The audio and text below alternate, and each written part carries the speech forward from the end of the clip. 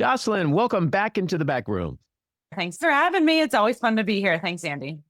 So I want to start off with your book, The Purposeful Warrior, Standing Up for What's Right When the Stakes Are High. It's on sale May 6th. And I just need to tell you how much I enjoyed and appreciated this book, how valuable and inspiring I found it. And it resonated with me so much because it really helped me to understand my own journey through tragedy and Mm, trauma and the mm. life decisions that I've made for myself. And the book made me realize I'm reading this book and I'm like, damn, I'm a purposeful warrior. Like, when you Ah, go through stuff and it could be horrible, and then you somehow find a way to try to spin it into some gold, yeah, especially if it helps other people. yeah. So I feel like the book is such an incredible gift for people and such a Mm. powerful message to give them. Thank you. It means so much. And I couldn't agree more. I mean, it started out as just a book I was writing to share my take on what it was like to stand up to a president and protect the votes in 2020. And it really evolved into a book about the power we all have to take the challenges that life throws at us and leverage that to create more strength within us, to create a better world for the people in our world, the people we love, our communities, the people we fight for, to inspire others to do the same. And in that, really, one of my, I hope everyone reads the book and takes away that they have always the power to define who they are, even in turbulent, challenging times, but also that in challenging times, we can find an opportunity for growth, for strength, for resilience to get better. And if we can do that, we can even start to see, and this is really the impact of 2020 on me, attacks or challenges or even fearful moments as one step along the way towards our purpose, towards greater strength, towards the ability to make an institution or anything stronger than it was before. And all it really requires of us is to be willing to take the next step in furtherance of courage, strength, purpose, and a determination, not to step back out of fear or a desire to retreat. And so, yeah, that's been my life. Whether it was in Alabama, being undercover and worried that I was going to get killed by white supremacists and neo Nazis I was investigating, or standing up to the president of the United States or armed protesters outside my home. It's all just okay. This is happening. What am I going to do? And how can I use this as an opportunity to get stronger, better, more purposeful, and move my mission forward? So that sort of leads into the question of what is a purposeful warrior? It is someone who is determined to be the hero of their own story, and not allow the uncertainties of life and things we can't control to take us off of our ability and our power to define who we are. Only we have that power. And even in challenging and uncertain moments, we always have the power to decide how we will respond and what we will do next. And if we can consistently build, and it doesn't have to be every moment. We can rise and fall and have our own challenges as well. But if we can consistently build a pattern, build a muscle memory, even of responding to those turbulent times with the determination to keep going in furtherance of our purpose, that's a warrior, right? To find that warrior ethos and to remember also that that's who you are. Because so much of life is designed to make us feel like we're small, especially times like this. Our voices don't matter, and yet we can all always choose to be warriors. We all have that warrior ethos in us. And if we use that warrior ethos in furtherance of our values, of what we want to fight for, improving other people's lives, there's nothing we can't do. And there's no challenge we as an individual, as a community, as a country can't overcome. This question I want to ask you is sort of rooted in my own experience with trauma. Mm, And when I bounced back, people would say, "Oh, you did this, you did that. How did you do?" And I honestly, my answer was, "I don't know. I mm, don't know." And so mm. I'm curious to know from your perspective, must you be wired a certain way to be a purposeful warrior? Or Mm. is this truly something we can all not just aspire to, but actually achieve? Because there are people who get shit thrown their way and they can't bounce back. It destroys them. It is a muscle that we can build, even if it starts out as weak, or even if there are times that destroy us. we always have a choice. We always have a choice. And that recognizing that lies in our recognition that we always have power. And the only time we don't is when we give it up because we believe that it doesn't exist for us. And so it's hard to say because at the same time, part of what I write about is that it's also okay to like sit with anger and terror and trauma. Like you being a warrior and choosing to be a warrior doesn't mean we run through that and just or deny it or say this trauma hasn't affected me. And it actually means you sit with that as long as you need to, whether it's a day or a week or a year or 10 years. But to always know that at some point you can still choose your next step. And every time, all I can say, I can't advise anyone else what to do. All I can say is every time I've taken a next step, every time I've experienced those challenges, and no matter how long it took me to get there, chose in step 2 to say, wait a minute, I still have power here. Wait a minute, not everything is dark and hopeless. Wait a minute, I can still contribute to making other people's lives easier. And then switching to figuring out the how. Every time I've done that, it's been easier to do it the next time. And what I've tried to do is build a life where that's who I am, right? I'll take whatever life throws at me. And I had a husband who was serving in Afghanistan, right? And I had to be prepared at any moment to get that call that he wasn't going to be coming home. I could use that, I could allow that to just say, I'm not going out. I'm just gonna, I could allow that fear to consume me. Or I could say, all right, if I'm feeling like this, others are too. How can I help them? And start an organization as I did for military spouses. And in doing so, it actually helps us through our own trauma. It actually helps us find that strength to emerge out of that cocoon into a brighter path that not only gives us strength, but enables other people's lives to be improved too. And so how does one become a purposeful warrior? You do a really good job in the book of outlining basic Yeah. tenets of who these people are and how to achieve this. Give us a little glimpse into that. It begins with choosing courage over fear. And the sort of first chapter I talk about that it's about choosing courage in those times that we're fearful and what that means. Secondly, it means refusing to be silent and standing up to bullies who would seek to confuse us or make us feel like we don't have power. It sort of starts with not allowing anyone else to define who we are, and also calling out bullies who would try to take us off our path. And then thirdly, it would involve embracing challenges with grit and with grace. I talk about the sort of seemingly paradox of being strong and also empathetic, but how important it is to actually be both, even simultaneously, so that you can be courageous, but also kind. And there's much more strength in that than just being one or the other. And then finally, I think, certainly recognizing the importance of taking things that make us angry and channeling that into action or purpose. But along the way, recognizing that every time we choose to take the courageous path over the fearful one, every time we choose to stand up to a bully and speak out on behalf of an injustice, or not allow someone else to define who we are, every time we choose to move forward with courage and with empathy and with grace, we build a resilience and a strength that enables us to persevere and actually build a life as a purposeful warrior. So a big thing I talk about in many points in the book is that it all begins with our next step.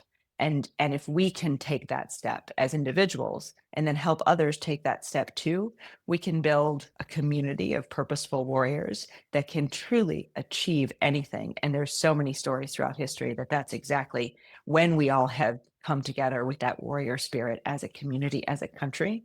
That's when we've really thrived, and as a democracy. So my hope would be we find that individual strength of these principles to be a warrior for ourselves, but also we see in this moment the power of all of us collectively being warriors on behalf of ourselves, the people we love, and the communities we believe in. And if we can collectively do that, we can emerge from this dark moment in our country to a stronger and more prosperous future. Yeah, the reason I asked the question before about wiring is because, I think there's a lot of people out there who just don't think that they can do that. And so they look to other people to sort of like help them navigate through a lot of stuff. So I'm curious, do you ever think about and appreciate your role as a purposeful warrior in light of the fact that a lot of people aren't? And does this place a heavy burden on Mm. you when you realize that it is so important for you to continue your fight, because knowing that you are not just fighting for yourself, you're fighting for a lot of other people. Yes, yes. And it's rooted not in sort of my role vis-a-vis other people, but in the role that other people have played in my life. Because there have been many times in which I've wanted to give up and walk away and say, this is too hard. And every time I go through a day like that or a moment like that and choose to keep marching anyway, I find the strength to do it again the next time. But it's not just me and my own brain necessarily, the own wiring that has enabled that choice. It's, looking to JB Pritzker when he speaks out against, the what we're seeing. It's looking to reading about Bobby Kennedy's 1968 presidential campaign and how he stood up and lived all these principles, took on bullies, and spoke in furtherance of truth. So for me, it's actually critical that I have other stories. I have other people that I can think of. Viola Liuzzo, a woman who was from Detroit and was killed in the Selma to Montgomery voting rights march, is, for me, someone I think about a lot. Like, what would she do? What do I owe her? What do I owe John Lewis and the folks who stood at the foot of the Edmund Pettus Bridge so that I can continue to make their work meaningful? So it's, the connectivity. I think that the first chapter in the book is essentially the recognition that we're all in this together, that injustice anywhere is a threat to justice everywhere, and recognizing our interconnectivity, that anyone's fight is everyone's fight, means that we're all part of this larger fabric. And so I'm grateful if I'm able to inspire others to fight for democracy or for a better world. But for me, I'm only able to do it because others have inspired me too. And that is not just one dose of inspiration. It's got to be continual for all of us, because we're all going to want to fall over or sit down every once in a while, and we can pick each other up. I just ran the London Marathon a couple of days ago, and right around mile 25, I had a great race. Right around mile 25, someone bumped into me and I fell over. And two things happened in that moment. One, I was on the ground and I thought, I'm hurting. My knee hurts. I'm done. And I've never not finished a marathon. But in that moment, I was like, I can't go on. I'm hurting. My elbow hurts. How am I even going to get up? And then what happened next that enabled me to choose to get up and finish the race was, number one, I heard the Rocky theme song start in my headphones. They were like, dun, dun, dun, dun. And I was like, okay. But again, art, right? That whole story of Rocky is about, it's not how many times you get knocked down, it's how many times you get back up.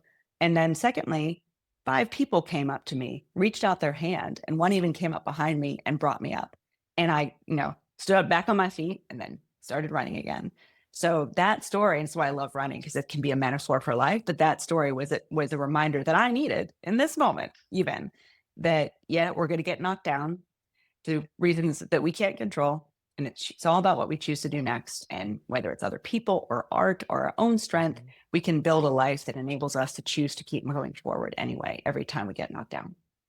Yeah, I'm going to detract just for a second, because you ran a marathon 8 months pregnant.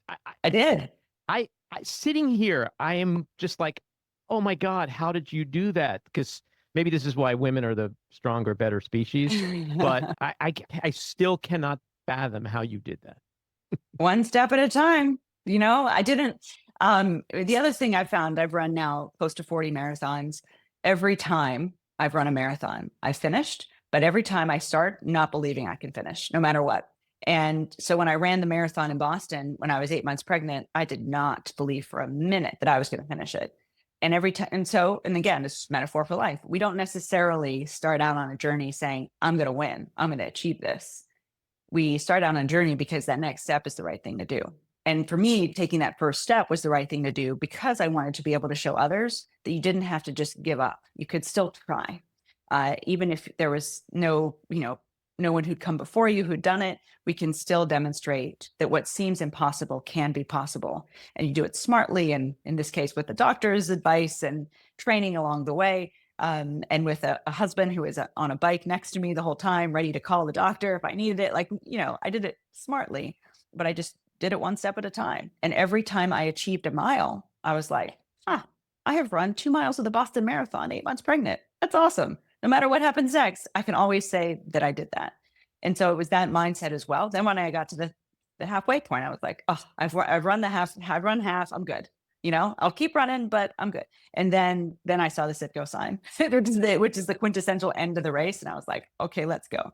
And I talk about this in the book. I turned to the man next to me at that point, right around mile 25. And he was an 80-year-old gentleman who at the same time, when we started this race, we kind of looked at each other and we're like, I think it's gonna, let's see what happens. And we both had made it to the end. And so it was also this reminder of community that we can kind of support each other, celebrate each other, and together achieve things that we never would have thought possible when we started. And that's why I ran. I wanted to like demonstrate all of those concepts and see what I was capable of. It's incredible.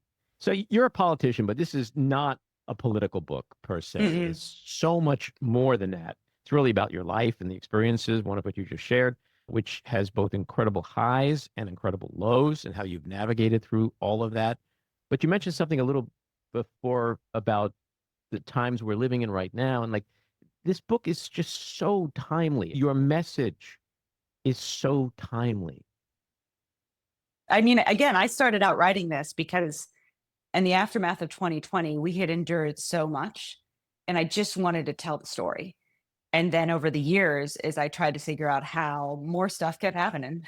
And then I started to realize there were more stories I wanted to tell throughout my life that people didn't know. So it became really a call to action for all of us. And I think whether we're in a moment like this, which is particularly turbulent and dark and chaotic and uncertain, or when we're not, when we're in even in seeming times of peace, if you could use that word, right?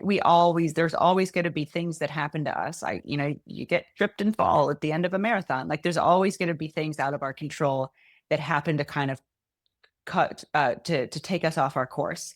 And we always have the power to define who we are. And what I've tried to do with my whole life, not just in that moment in 2020, is to say, this is who I am, no matter what title I have, or whether, I'm a journalist or a dean or a politician or a lawyer. I'm always going to be a warrior, right? I'm always going to be someone who fights to ensure other voices are heard.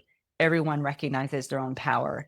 And then I thought, what if we all did that? Like, what if we were a nation of warriors? And isn't that when we've been that nation, when we've been at our best, right? And standing up for who we are and what we believe in. That's what the civil rights movement was about, right? That's what women's suffrage was about. And so what's our movement in this moment? It starts and ends with us all saying we're going to be warriors for a better world. We're going to be warriors for justice, for fairness, for opportunity. And I think that's why I'm a Democrat too, because I think that's the ethos of the Democratic Party. But at the same time, it's the ethos of America, and it's when we've always been great. As I read through the opening of the book, listening to you recount in detail the night that angry, armed Trump supporters descended on your home, I was so awed by you and your courage. Tell us about that night a little bit. If you can sort of take us back to, Mm.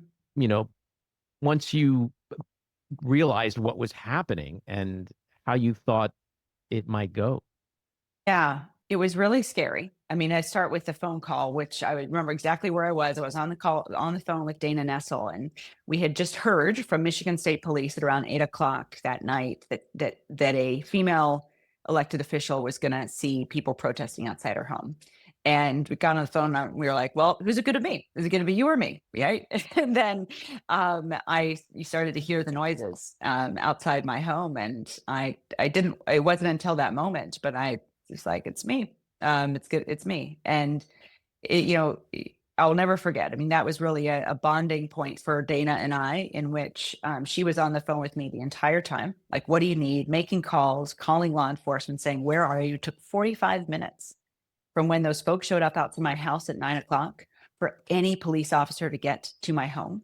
And I live 1.5 miles from a police station. We called 911 right away, and still. So it was, only for Dana and a neighborhood security guard who stood on the front porch. That was really all the protection I had and my family had for a good 45 minutes.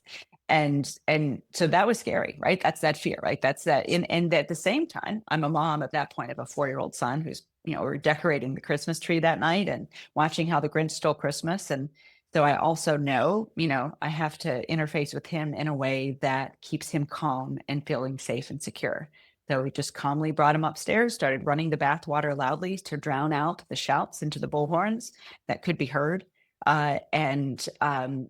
He didn't know a thing that was going on. And so that happened. And as that was unfolding, and as I was on the phone with Dana and like trying to wonder when law enforcement was going to get there and then what was going to happen when they did, was at any point a stray bullet going to go through our home? Like, it was just a whole entire hour of uncertainty and fear.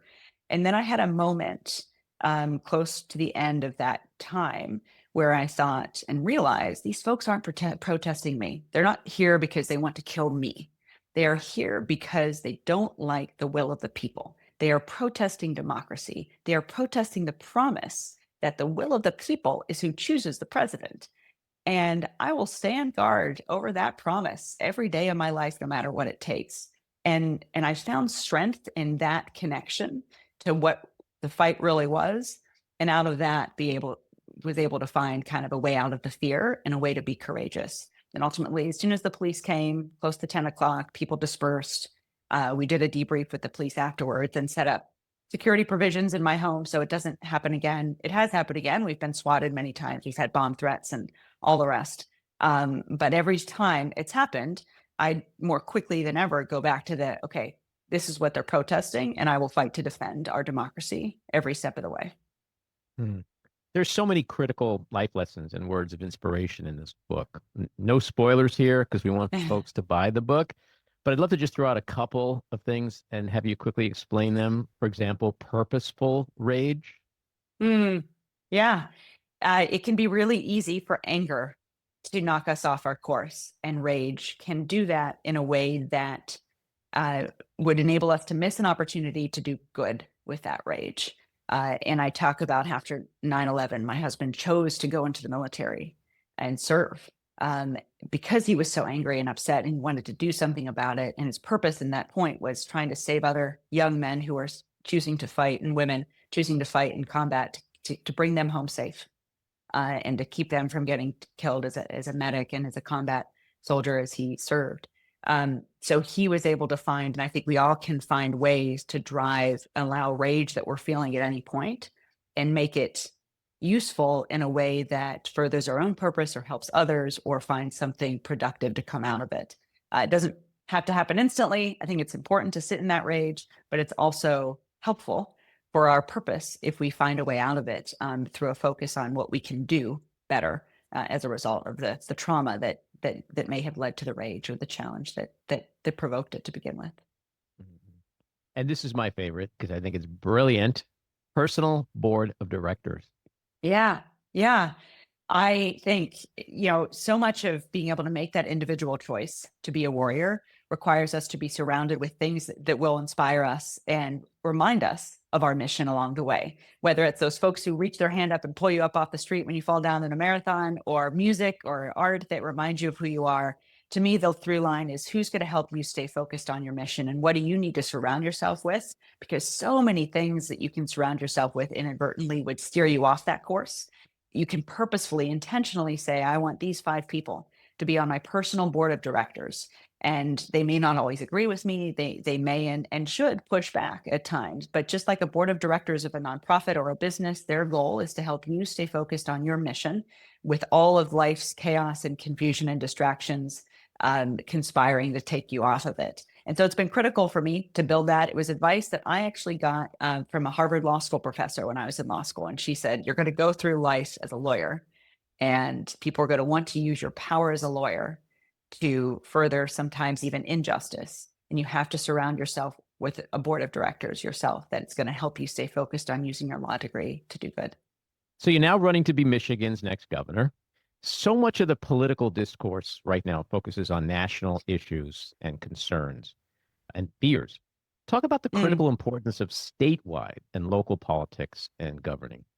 Yeah, it's interesting. As you said that, I just thought so much of the struggles that people are feeling right now to not be able to buy a home in the community they want to live in, or send their kid to school and know they're going to come home safely at the end of the day, or just be able to put food on the table and afford childcare. Those struggles are local. Those struggles are real. And those struggles that are things that governors can uniquely do something about, in particular by making government work better and more efficiently, but also by investing in programs that'll help drive down the cost of housing and eliminate regulations that drive up the cost, not just of building homes, but starting new businesses. So I'm really excited to be a governor and that will continue to stand up for our rights and our freedoms, just as I've done as Secretary of State, whether it's our reproductive health care or our ability to vote in any election, no matter who we vote for. But on top of that, I want to expand my work to making sure government shows up everywhere you need it, helps you on your way, and then gets out of the way when you don't need it. That means, working to make it easier to start a business, but not having onerous regulations to make it overly difficult to open up that first restaurant door. And I think this is an opportunity for Democrats too in the next decade to redefine government as something that can make your life easier and then get out of the way, save you time, save you money, and then get out of the way. I hope to demonstrate that proof of concept, that theory as governor, just as I've done as Secretary of State. And I think in turbulent times like this, where the reckless economic decisions of this administration are causing a lot of pain and driving up the cost of living in our state exponentially, governors are the ones who can be the firewalls to protect the people in our states, not just from the fear and the terror that the divisiveness of this moment is invoking, but also the economic challenges as well that we can address and alleviate. So you're running for the seat that will be vacated by the current governor, Gretchen Whitmer, who's finishing up her last term. This week marked Trump's first 100 days. He flew to your state, held a rally. She's been taking some heat from some folks on the left for meeting with him, for speaking at the rally. I happen to support what she did. What's your thinking on this? I think, well, specifically, the day President Trump is ready to admit that he lost the 2020 election is a day that I'll stand up there with him and say, thank you for acknowledging that truth. And look, I'm running for governor in a state where Donald Trump won and I also won twice. And so it's a purple state. It does require us to find partnerships across the aisle and work with anyone and everyone who would help us drive down the cost of living for our residents and also, ensure that government's working for everyone.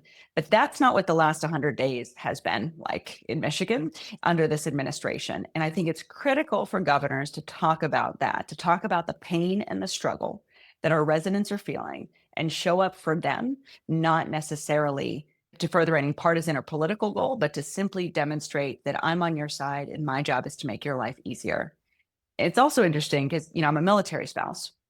And so I get 100% how important it is. And many of us, Democrats in particular, Alyssa Slotkin, Gary Peters, Debbie Stabenow, have fought for the funding for Selfridge for years. So I get the importance of that. I think there's just other ways, given the dual purpose of that particular visit, which was to celebrate something that was not worth celebrating in our state, the reckless economic policies that have really hurt a lot of Michiganders on both sides of the aisle. So I think it's important for governors to continue to stand up for who we are, for our rights and freedoms, to speak out against anyone, anytime, anywhere who would try to, with lies and other tactics, rip apart the very foundation of who we are as a country. And this administration is doing that. And at the same time, this administration is implementing reckless economic policies that are hurting our people. And I, as governor, would continue to consistently talk about that while also working with anyone and everyone who will help me alleviate that pain that this administration is causing.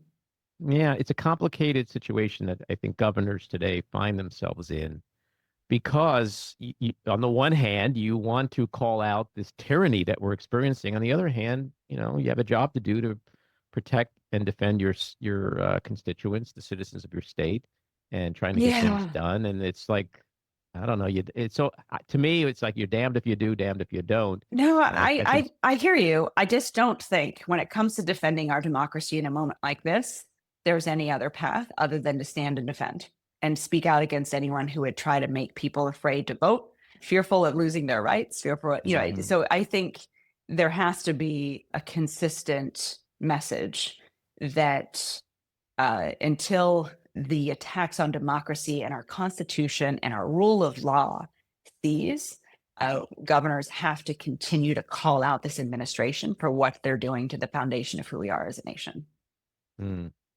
Jocelyn, congrats again on the book, The Purposeful Warrior, Standing Up for What's Right When the Stakes Are High. It's on sale May 6th. Yeah, Tuesday, May 6th, it drops. I'm really excited to have all these stories out there, really excited to go on a book tour all around our state and hear from folks about their own stories. And my hope is that everyone who reads it can really just ask themselves, what am I going to do to take a step forward as a warrior for myself, for the people I love, for the communities I'm a part of? What does that look like? It doesn't mean fighting every battle. It simply just means responding to those challenging times in our lives with a determination to stand up anyway and fight for who we are and for our values. And then if we all did that, just imagine the power that we would have to ensure a truly better world for all. Yeah, look, I really think it should be required reading on colleges and Thank you. universities Thanks. That means a because of lot. the message that it should instill in young people. And good luck with the campaign. Do come Thank back to you. talk with us again. Anytime, Andy. Thanks for having me. Take care.